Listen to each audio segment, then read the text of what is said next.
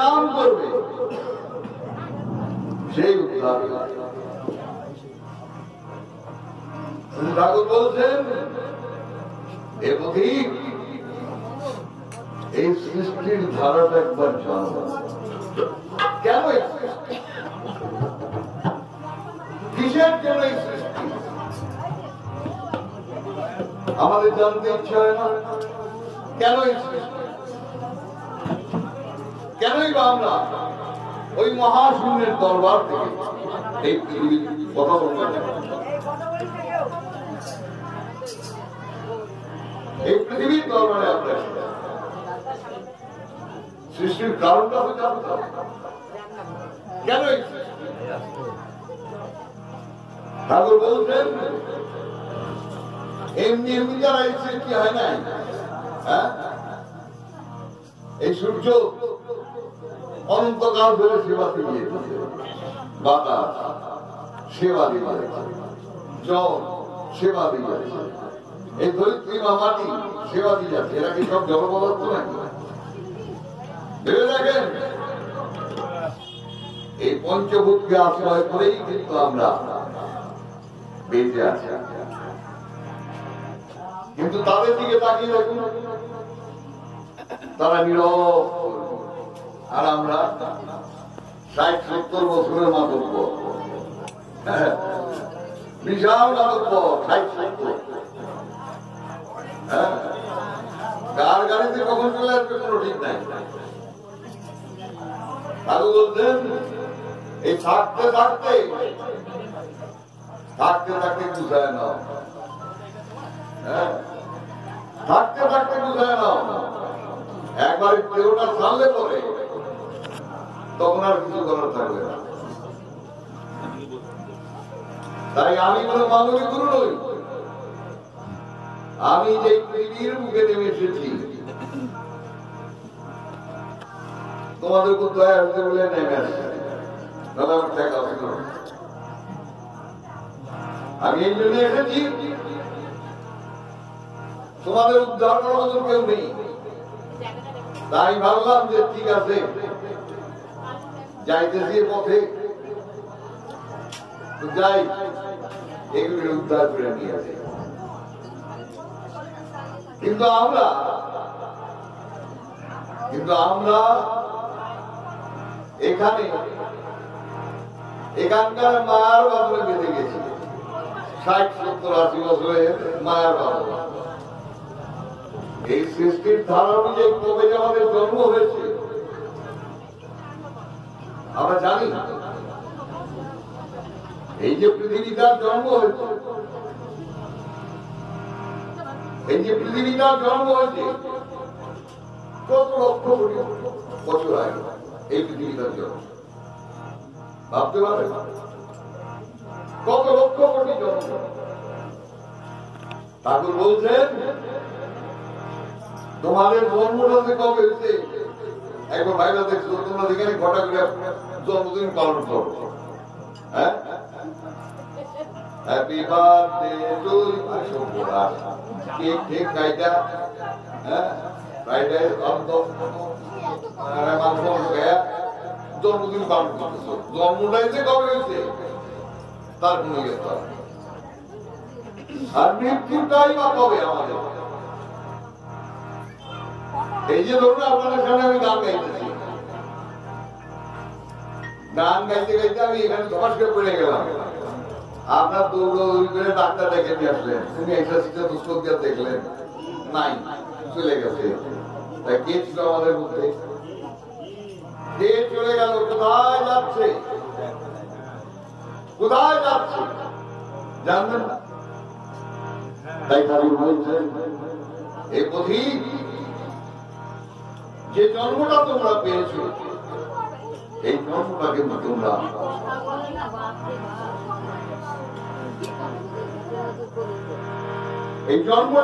নষ্ট করো না।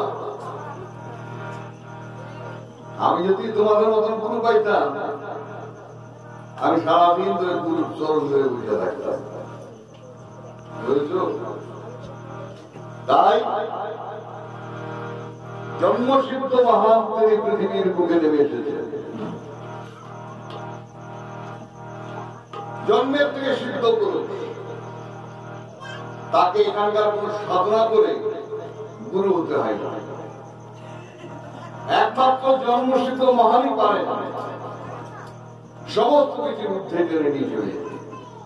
আর জন্মসিদ্ধ মহান ছাড়া কেউ দীক্ষা দিতে পারে না। দীক্ষা দিতে পারে না একমাত্র জন্মসিদ্ধ মহান। তাই শ্রী ঠাকুরের কাছে আমি অনেক গুরুরে দেখছি, অনেক গুরু শেষ নেই। হ্যাঁ, যাদের লক্ষ লক্ষ শিষ্য, লক্ষ লক্ষ শিষ্য, তিনি নিজেই পার হবেন না, তা লক্ষ লক্ষ শিষ্য বানা ফেলেছে। বাইরে দেখেন, আপনি যে আমাকে এত বলতে পারেন, আপনি এত জোর দিয়ে বলতেছেন কেন? এই জোর দিয়ে বলার অনেক কারণ আছে। আমি শিশু বয়স থেকে ঠাকুরের সান্নিধ্যে,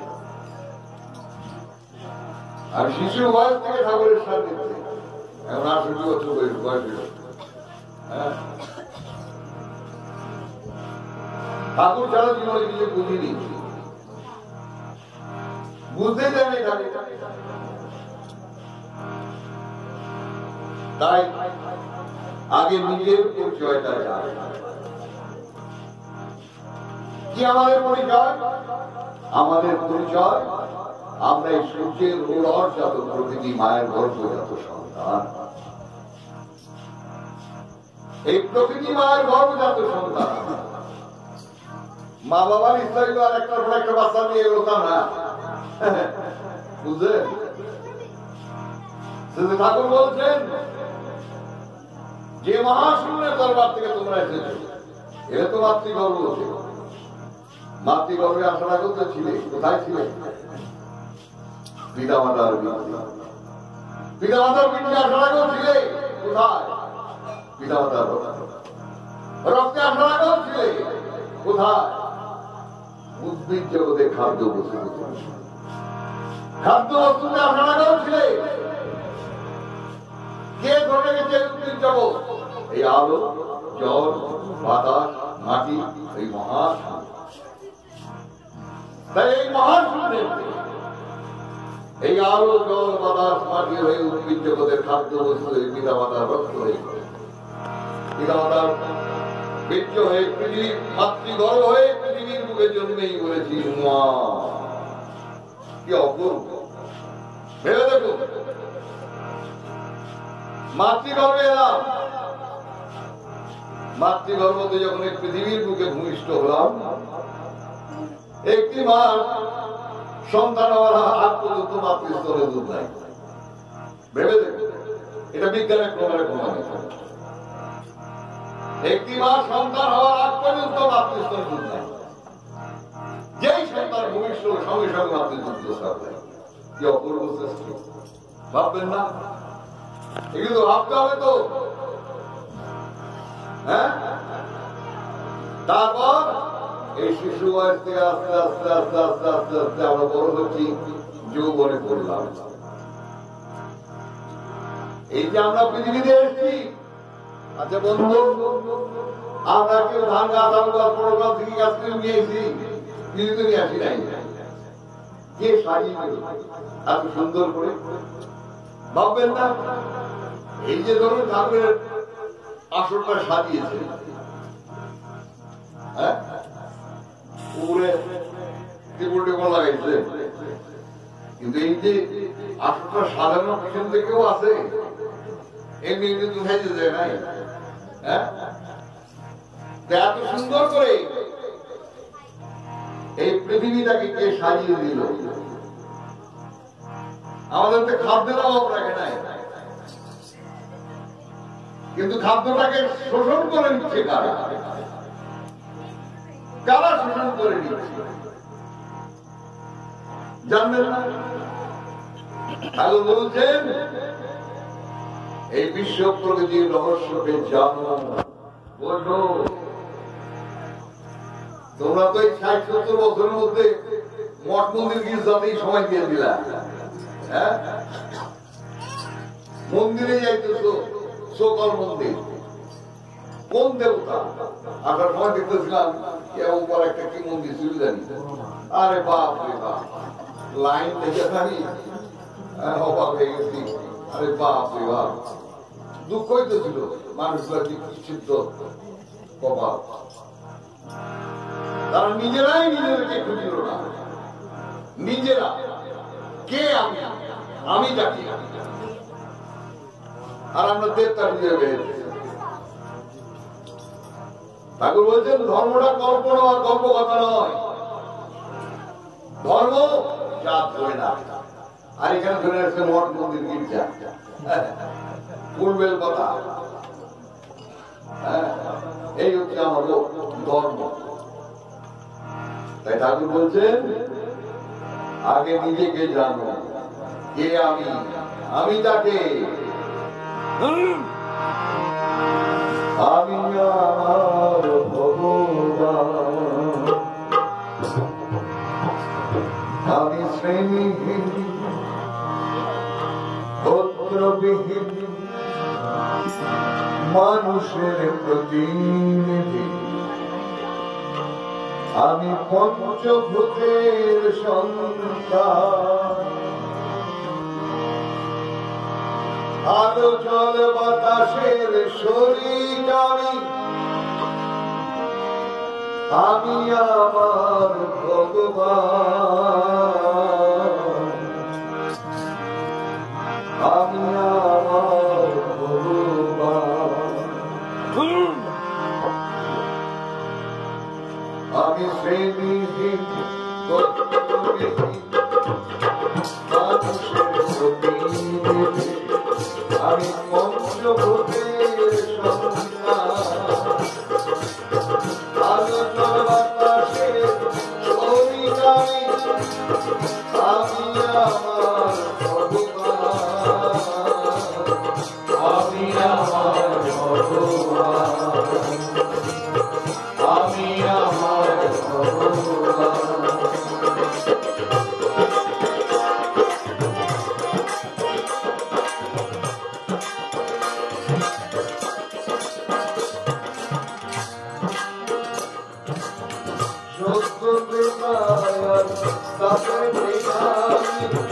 শুধু সেই মানুষের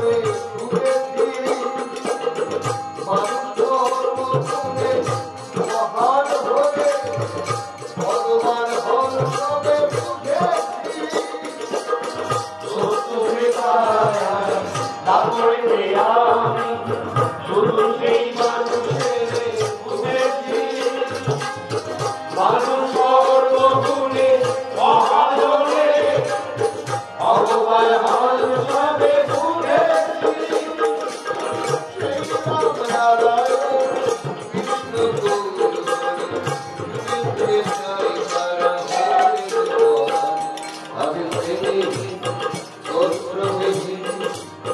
মানুষের প্রতিনিধি, আমি পঞ্চভূতের সন্তান, আলো জল বাতাসের শরীর আমি, আমি আমার ভগবান, আমি আমার ভগবান।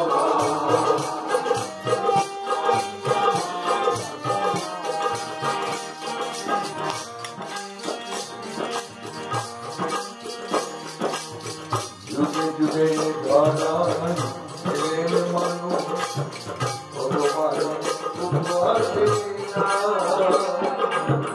মানুষের দুঃখে কেঁদেছে মানুষ, তাদের তো কোনো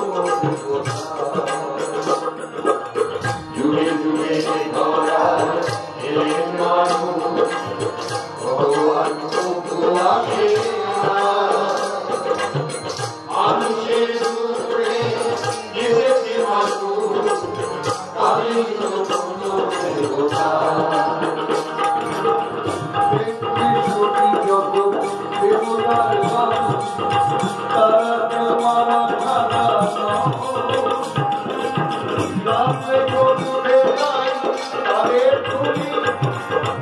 আমার দুনিয়া দেখি দয়ারি যত দেবতার তারা কেউ ছাড়া শাস্ত্রে বলতে চাই তারে খুশি,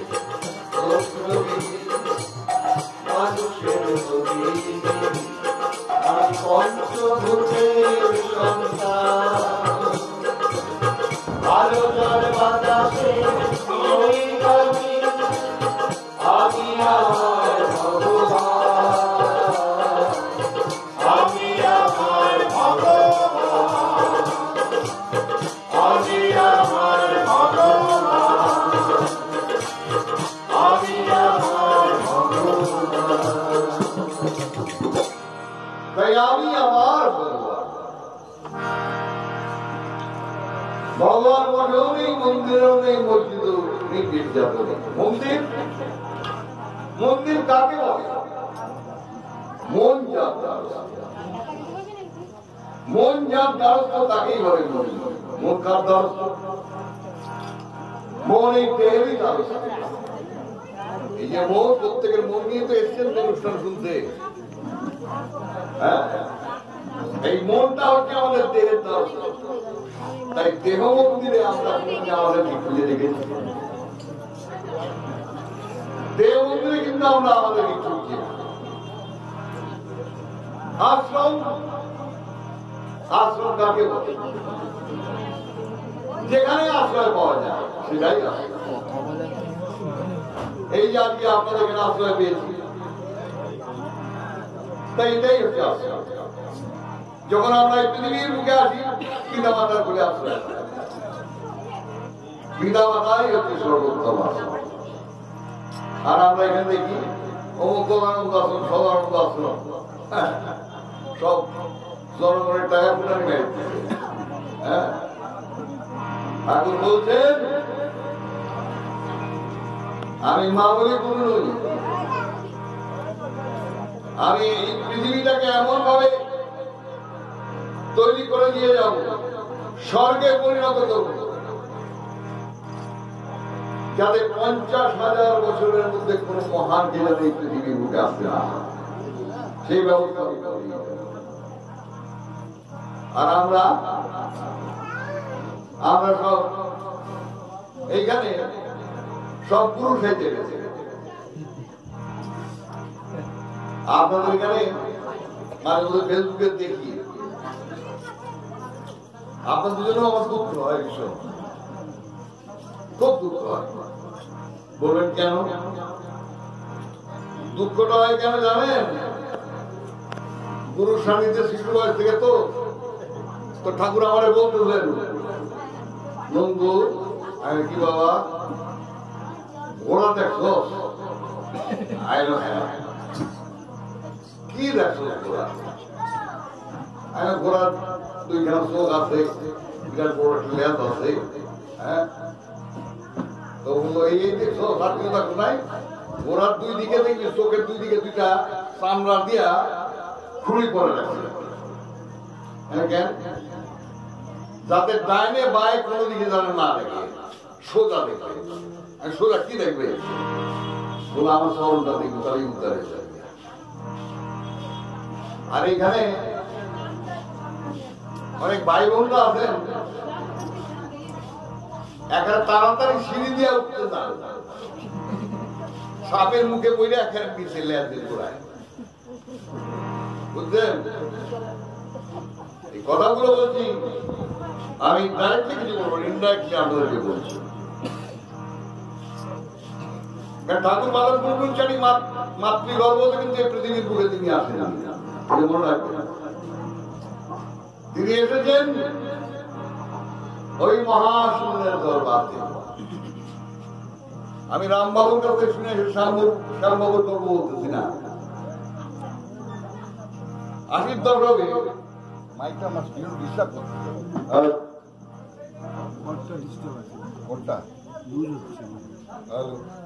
হ্যালো,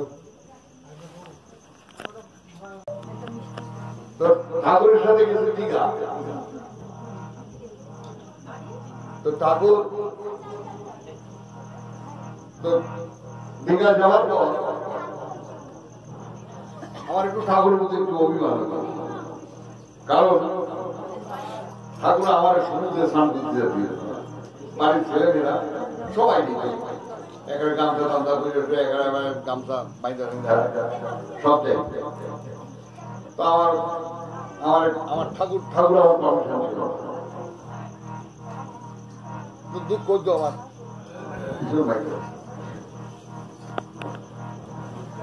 যাই হোক। তো আমরা বাড়িতে থাকতাম, আমি, ঠাকুর, পিকে রায়, শিবপুর কলেজের প্রিন্সিপাল ছিলেন, আর ঠাকুর যিনি রান্না করতেন কল্যাণী মোদী, শ্রী শ্রী ঠাকুরের মা। তো একদিন সব বসা আমরা সবাই ঠাকুরের বারান্দায় বসা ঠাকুমা, ঠাকুরের বোন গীতাবিষি সবাই বসে। তো হঠাৎ নিজেরাই বলতেছেন, তা আপনি তো মাতৃগর্ভ থেকে পৃথিবীর বুকে আসেন নাই। তো ঠাকুর দিকে শুনতেছেন। তো ঠাকুমা বসা, তো ঠাকুমা বললো আমি চিন্তা ভাবে আইতেছি, কালী মন্দিরে প্রবেশ করতেছি, আমি বুঝতেই পারি না। ওটা দিকে পার হতে না শিশু পেটে আসছে। আচ্ছা, তখন রাজা জিজ্ঞাসা করলেন যে আপনি যে এলেন পৃথিবীতে মহাশূন্যের দরবার থেকে পৃথিবীর দরবার এলেন, কিন্তু মাতৃগর্ভ তো মায়ের তো পেটটা তো খুলছে, তো সেইটা গেল বলে মাছের তলাটা বললো। তখন ঠাকুর বললেন, রায়কে বললেন আমি তোমার সীমান্ত করে দেবো, এটা তোমার এখন বিশ্বাস করতে হবে। তো বালক ব্রহ্মচারী মহারাজ মাতৃগর্ভ থেকে পৃথিবীর দরবারে আসে।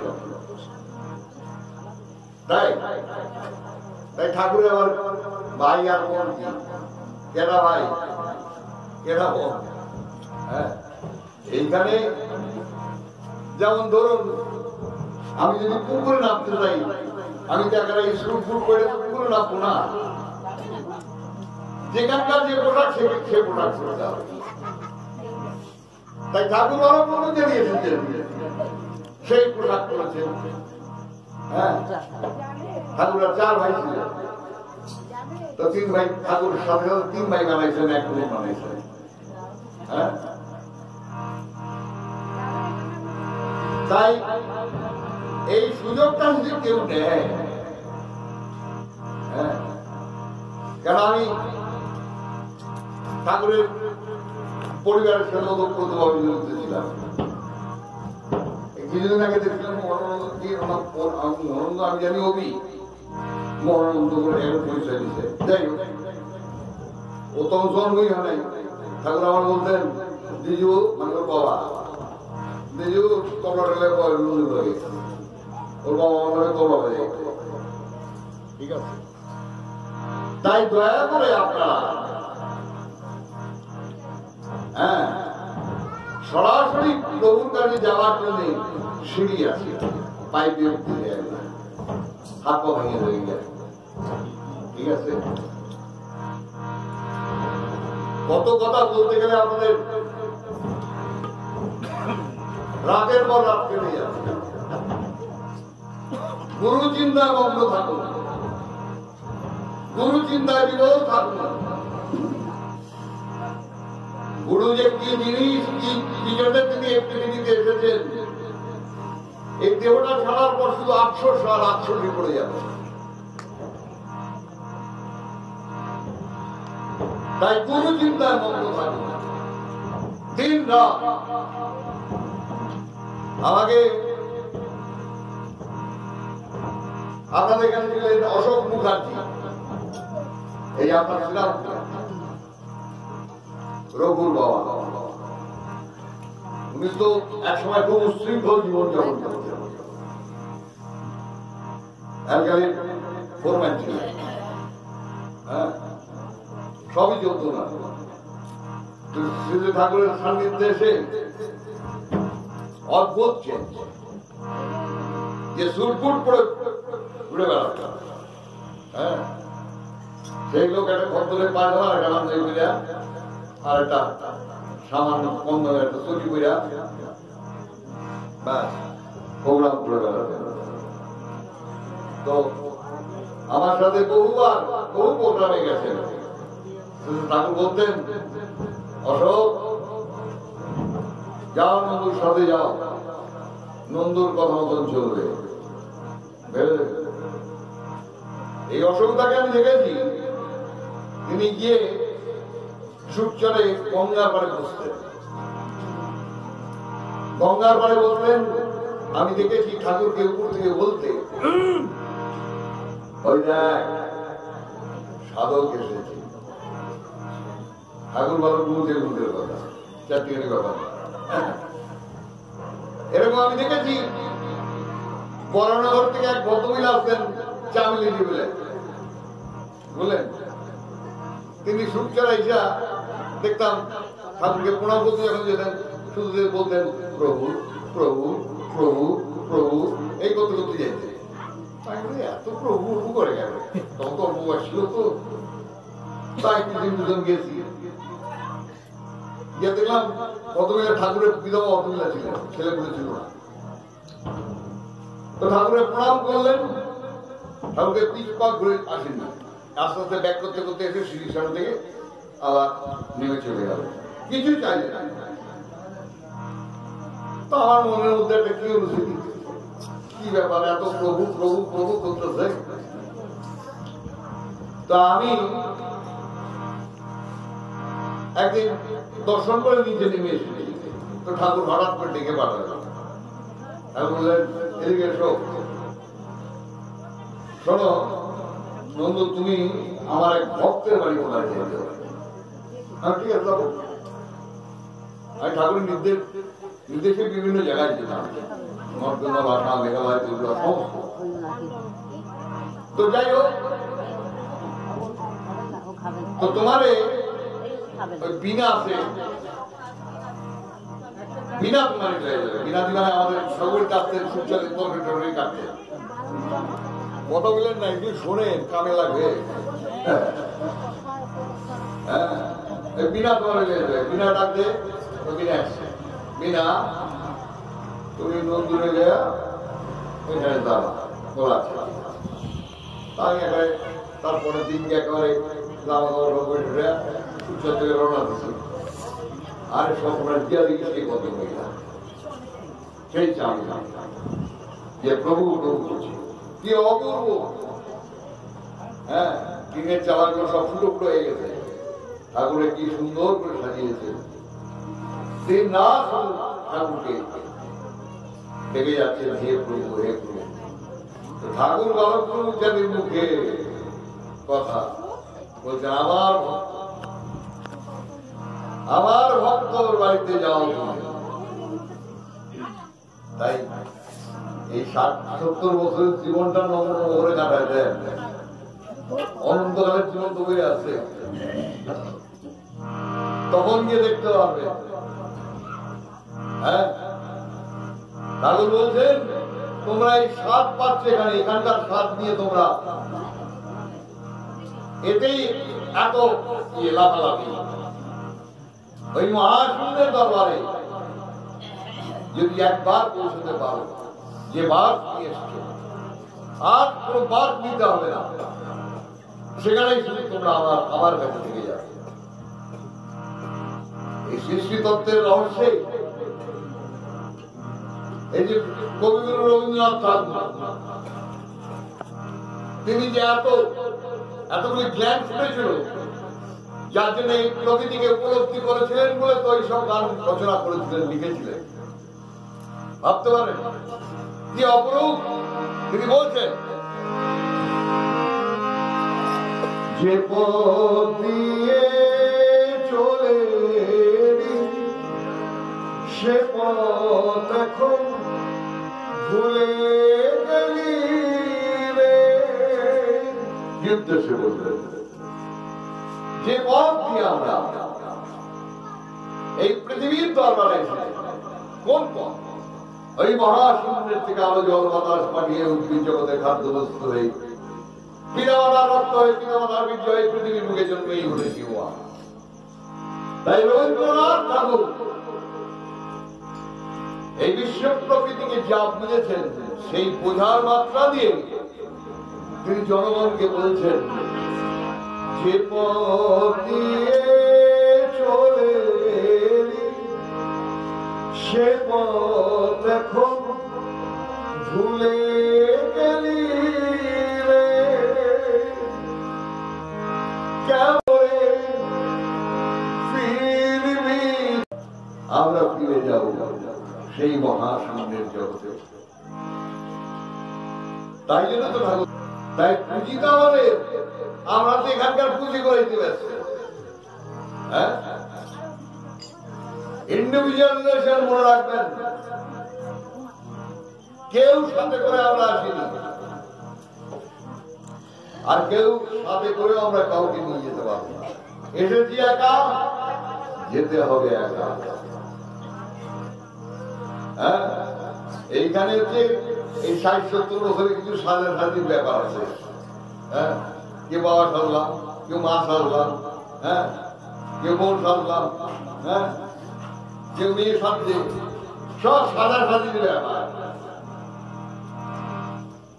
কিন্তু কেউ কারোর সাথে যাবে না।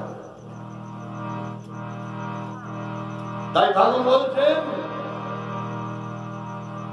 একবার শুধু পথিক নিজেকে জেনে নাও, বুঝে নাও, এই সৃষ্টির রহস্যটাকে জানো।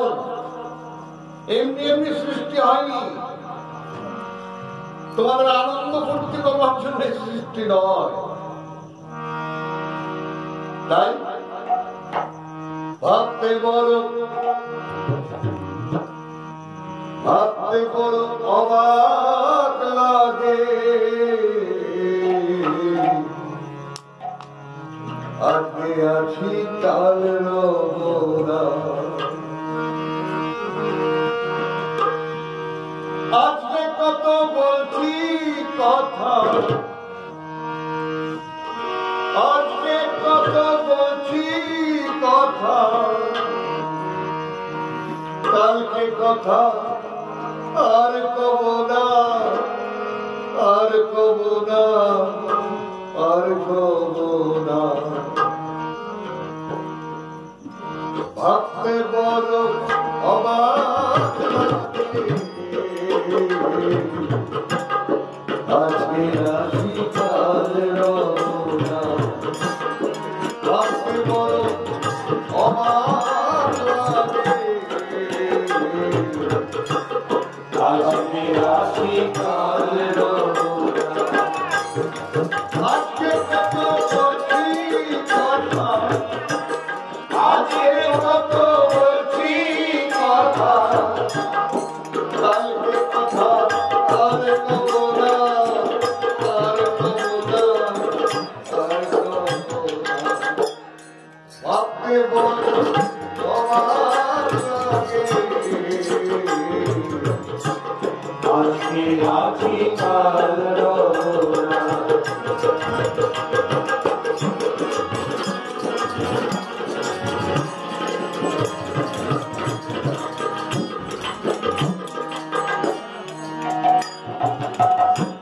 শোষণ করে কারি কারি,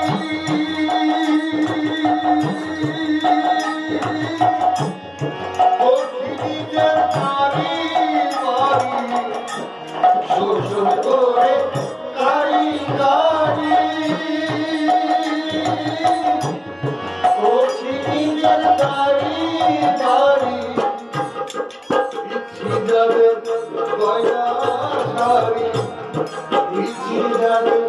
গয়না শাড়ি, কালকে তাদের বদলাব না, বদলাব না, বদলাব না।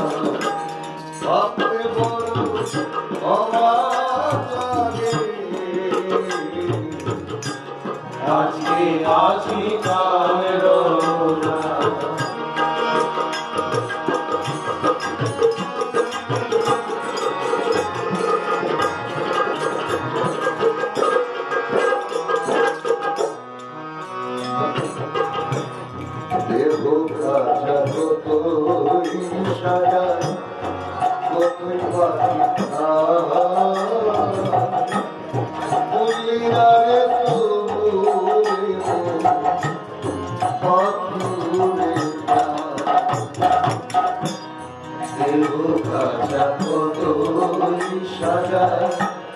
কতই পাখি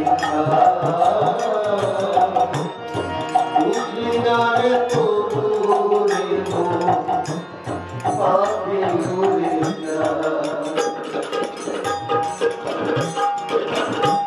ঠাকুর বলো ব্রহ্মচারী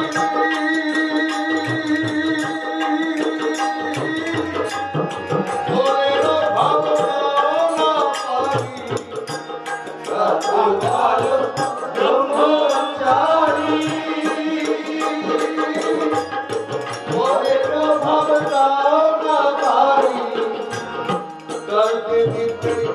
তবে পারি তার পেটিতে তবে পারি ভাবনা সেই ভাবনা সেই ভাবনা সেই ভাবনা আপনি বল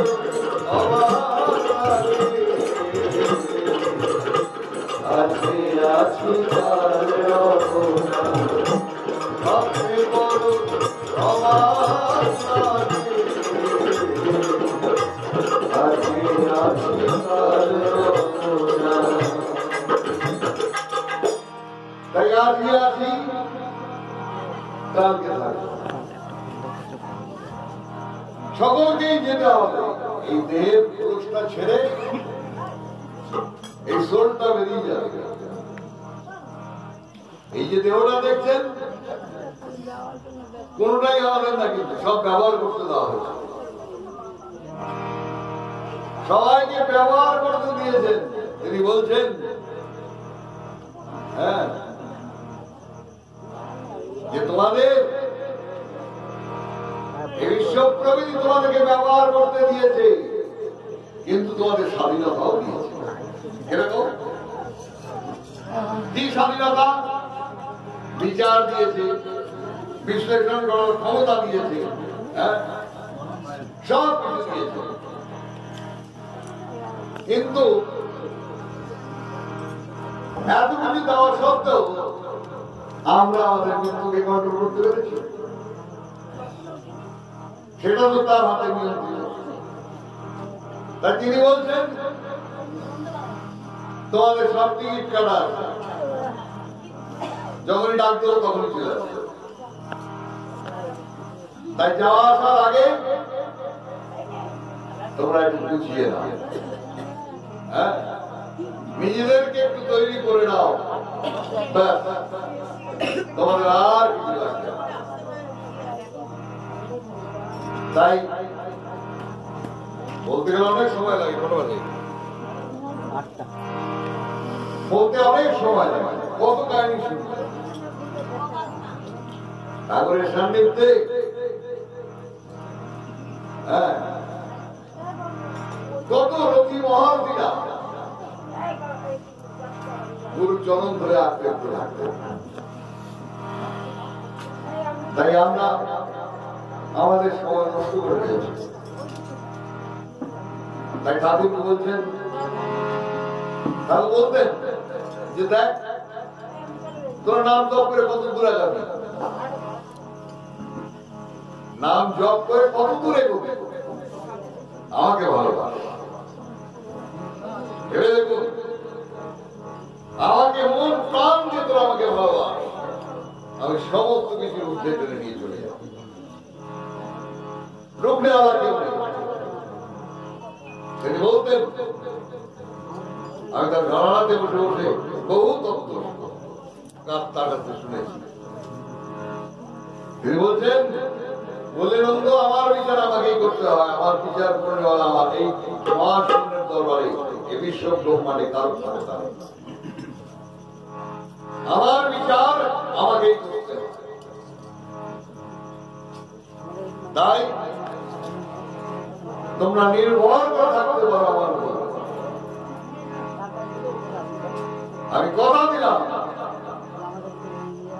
আমি তোমাদেরকে ফেলে রেখে যাবো যদি তোমরা আমাকে ধরে রাখতে কিন্তু আমাদের মনটা বিচলিত এদিক যায় সেদিক যায় হ্যাঁ সব ধরাধরির ব্যাপার আছে কিছু ধরতে হবে না গাছের গোড়ায় জল দিলে পরে ফলে ফুলে ভরে উঠবে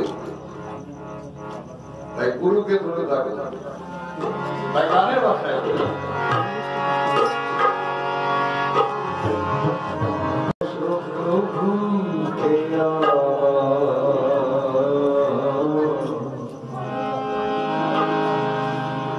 তোমরা ভালোবেসো প্রভুকে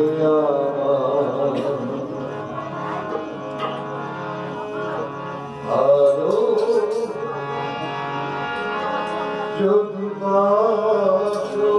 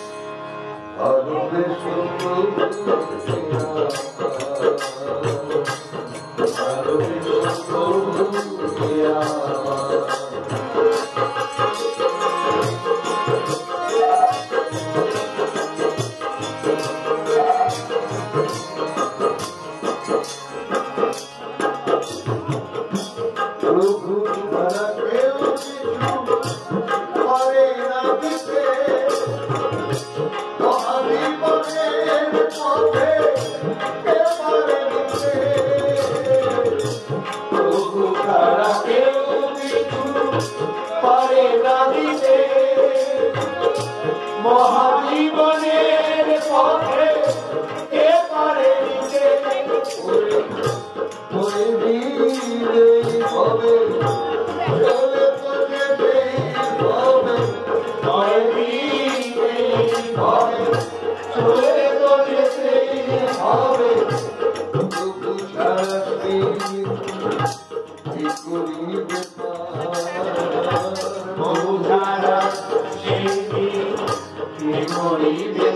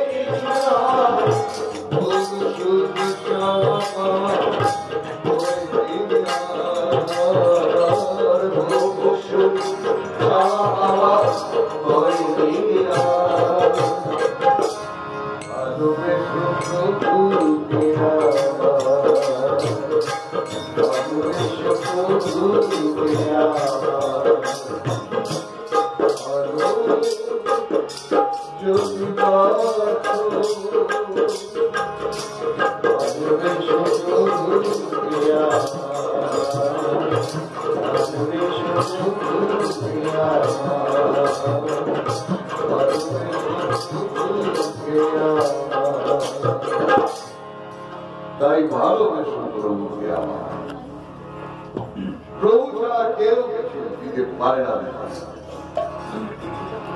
প্রভু সমস্ত কিছু সময় থাকলে আরো অনেক কথা বলতে পারত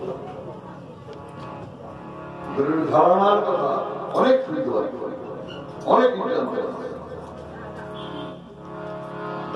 ঠাকুর বলছেন তোমাদের এই যে জন্ম মৃত্যু এই যে জন্ম মৃত্যু শুধু ছক হ্যাঁ শুধু ঘুরতেছ হ্যাঁ শুধু ঘুরতেছ ঘুনি পাকে শুধু ঘুরতেই এই জন্মটা একবার সৃষ্টির ধারণ যে তোমাদের হয়েছে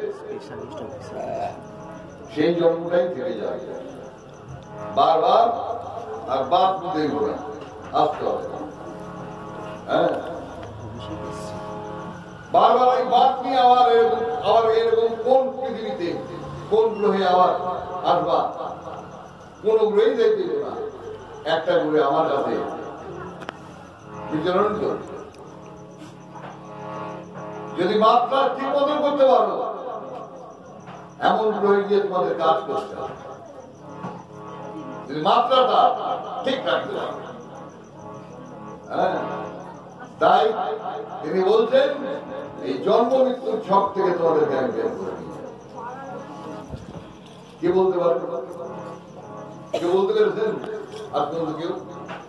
তিনি বলছেন আমি ইহকাল পরকালের দায়িত্ব আমার, সব আমার দায়িত্ব। কেউ বলতে পারবেন? এই কথাগুলো কেন বলছি জানেন? আপনারা অনেকেই জানেন আর শিশুবাস থেকে আমার বহু ঝড়ঝাপটা, কতবার মরছি, কতবার উপরে গেছি, কতবার আইছি, হ্যাঁ, শেষ নাই।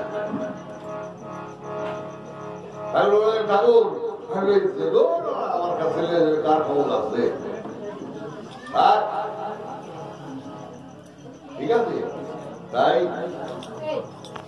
গুরু চিন্তায় মগ্ন থাকো। তাই গানের ভাষায় গুরু বিনা গতি নাই ভুবনে,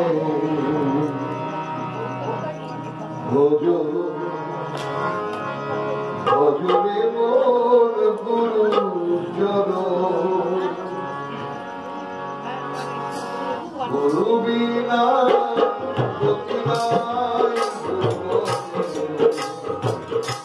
ভুবনে, ভজরে মোর গুরু চরণ। গুরু বিনা গতি নাই ভুবনে, ভজরে মোর গুরু চরণ।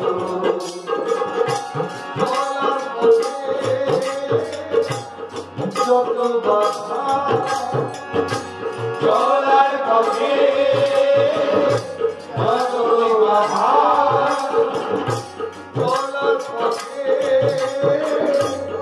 যত বাধা চলার পথে, যতই বাধা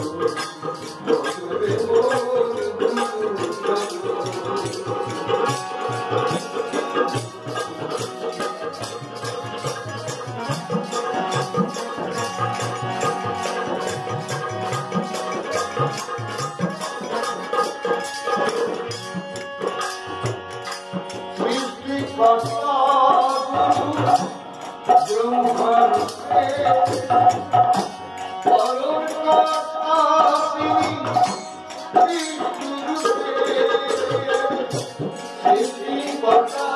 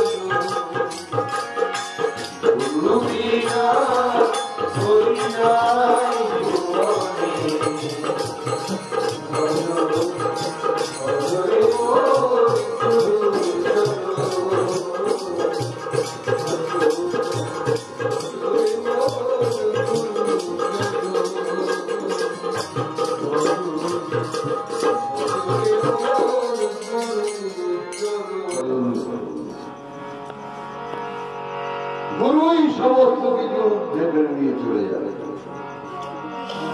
তাই আমাদের এক গুরু ভাই ছিলেন,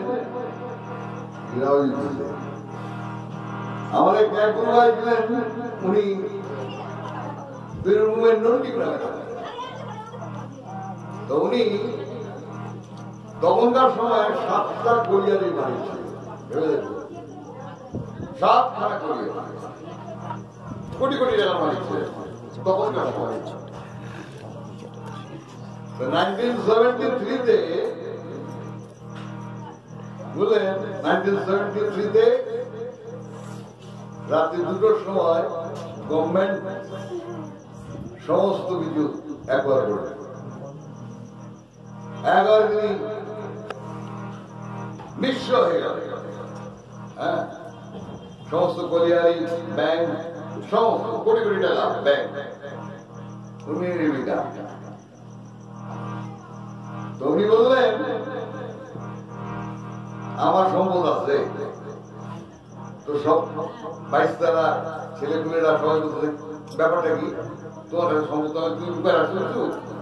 বলো হ্যাঁ, এই সম্পদটা কোথায় আমি, আমার সম্পদটা রয়েছে 70 সুচার। 70 সুচার মানে ঠাকুরই আমার সম্পদ, ভেবে দেখুন। তো 1984-এ উনি মারা গেলেন, 84-এ। ঠাকুর তখন আপনার চিত্তরঞ্জন ট্যুর করছেন, তো ঠাকুর একটা মালা দিয়ে পাঠালেন। তখন উনি এমন একটা সুন্দর স্টেপ ছিল, ওই টেপে সারাক্ষণ ওই মহাসিন্ধুর পার থেকে কি সঙ্গীত ভেসে আসে। হ্যাঁ, আর উনি মুখে বলছেন আমি মৃত্যুকে করি না ভয়, মৃত্যুকে করেছি জয়। গরিলা মালা নিয়ে ঠাকুর এলেন মন্দিরে, গলায় করে দিলেন, মৃত্যু হয়ে গেল। ওনাদের ডেড বডি পড়ানো তো আপনার এই ত্রিবেণী শ্মশান ঘাটে, তখন আপনাদের ইলেকট্রিক পুলিশ ছিল না। তো তখন এই গঙ্গার ধারে কাঠের মধ্যে পোড়ানো, তো আগুন দিয়েছে। হঠাৎ দেখা গেল আগুন একটা এত বড় একটা গোলা,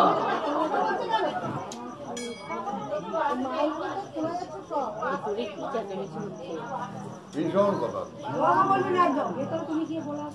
হ্যাঁ, বিরাট বড় একটা আগুনের গোলা হঠাৎ করে উপরে উঠে যাবে আকাশের দিকে, অনেক উঠে আগুনটা দাঁড়িয়ে যাবে। তারপরে মিনিট 9-10 মিনিট পর হঠাৎ করে বেরিয়ে মহাসাগরের দিকে চলে যাবে, বুঝলে, এমন খোঁজ ছিল। তো আমাকে ঠাকুর মাঝে মধ্যেই হার নিয়ে বসতাম। তো ঠাকুর বলছেন ধর, আমি নিজে গাইতেন, ধর ধর এই গান।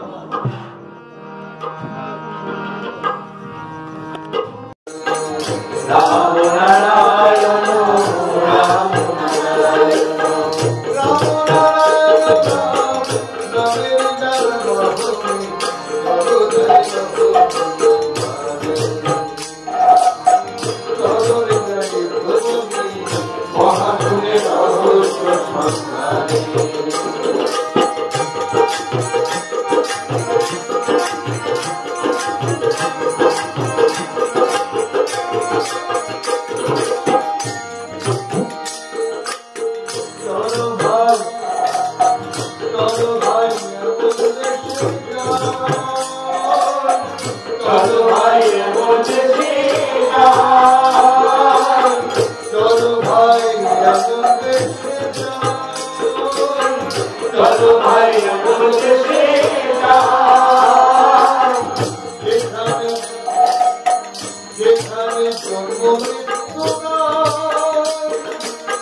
চলো ভাই এমন দেশে যাই যেখানে জন্ম মৃত্যু ভাবনা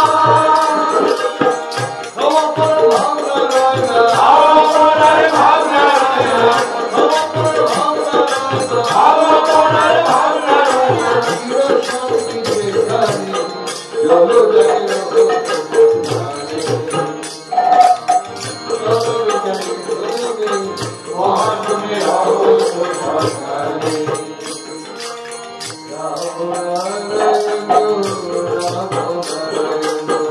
রাম নারায়ণ রাম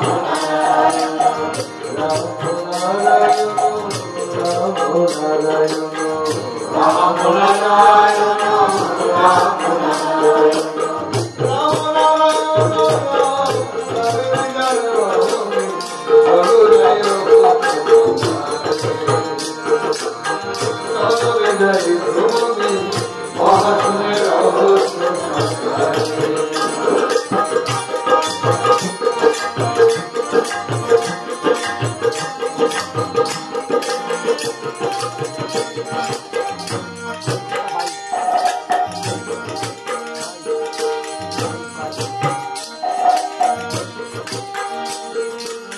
চলো ভাই চলো ভাই এমন দেশে যাই চলো ভাই এমন দেশে যাই চলো ভাই এমন দেশে যাই চলো ভাই এমন দেশে যাই সেখানে পথের ভয় নাই চলো ভাই এমন দেশে যাই এখানে পতনের ভয় নাই ঊর্ধ্বে গতি ঊর্ধ্বে গতি ঊর্ধ্বে গতি ঊর্ধ্বে গতি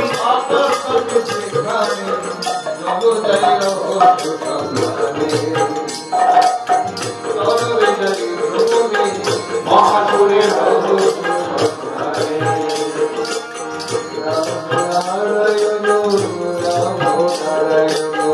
রাম নারায়ণ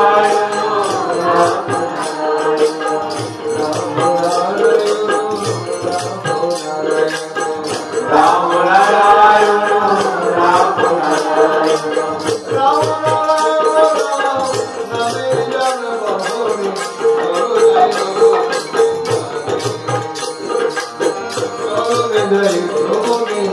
মহাশূন্যে রহস্য সঞ্চারে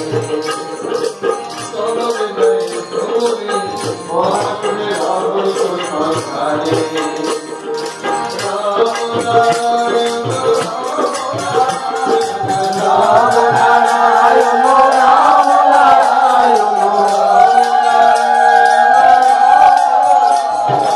রাম নারায়ণ রাম নারায়ণ